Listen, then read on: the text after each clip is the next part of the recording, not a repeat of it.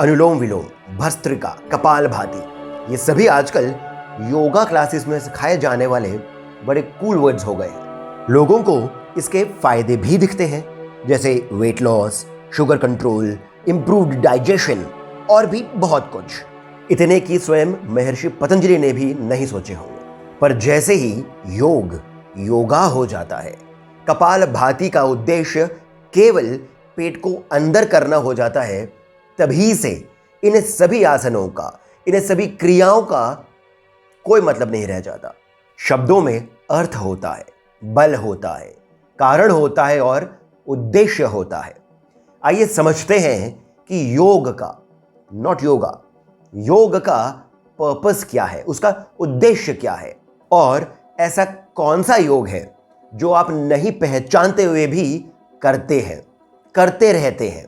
और आज जब आप उसे पहचान लेंगे तो आप इस धरती को, भारत को, इस संस्कृति को अनेकों बार मन ही मन साष्टांग प्रणाम करेंगे।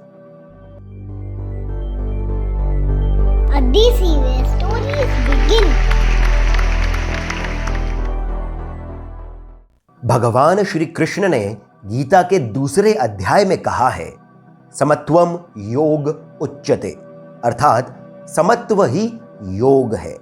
समत्व यानी समता, एक सा भाव, यही आध्यात्म है और इसे पाने का मार्ग भी योग है। योग शब्द युज धातु से आता है, जिसका अर्थ है जुड़ना, एक होना। पर किससे? स्वयं से, चेतना से।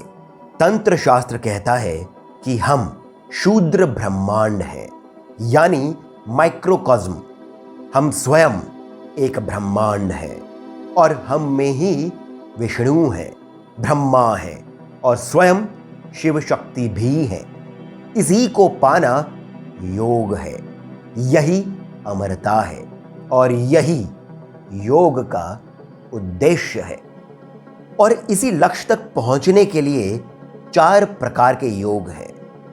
हठ योग, राजयोग यानी अष्टांग योग, लय योग जिसे हम कुंडलिनी योग के नाम से भी जानते हैं, और इन सभी से पहले आता है वो योग जिसे आप प्रतिदिन करते तो हैं पर पहचानते नहीं हैं, ना ही उसके भाव को, ना ही उसके विज्ञान को, और ना ही उसके आगे की कड़ी को।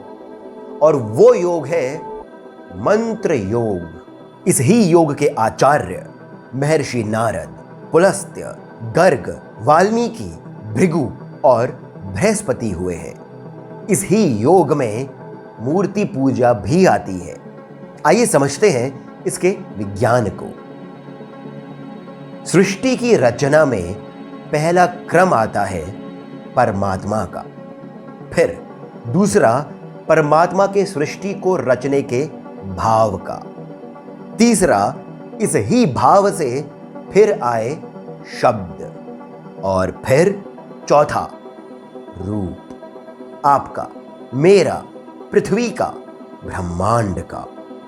अब जब हमें इस ही परमात्मा में एक होना है, समरस होना है, इसी परमात्मा में जब हमें योग स्थापित करना है, तो हमें सृष्टि के इस ही क्रम में विपरीत यानी उल्टे बहना होगा, वापस जाना होगा, चौथे से पहले तक। कैसे?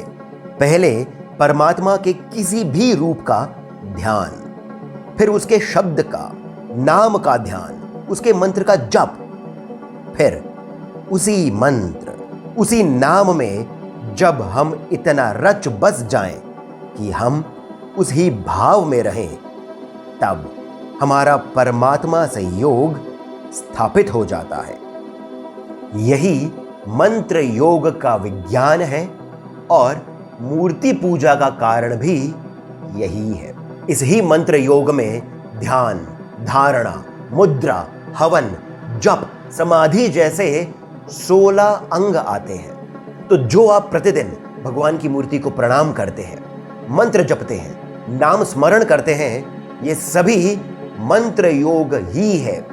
और इस ही को भाव से करते हुए एक दिन आप उस ही उद्देश्य को पा सकेंगे जिसके कारण योग का जन्म हुआ है। और देखिए, ये भारतीय संस्कृति कितनी अद्भुत है कि इसमें एक आम मनुष्य के योगी बनने तक की कितनी सुंदर, कितनी सरल व्यवस्था है। A DC where stories begin.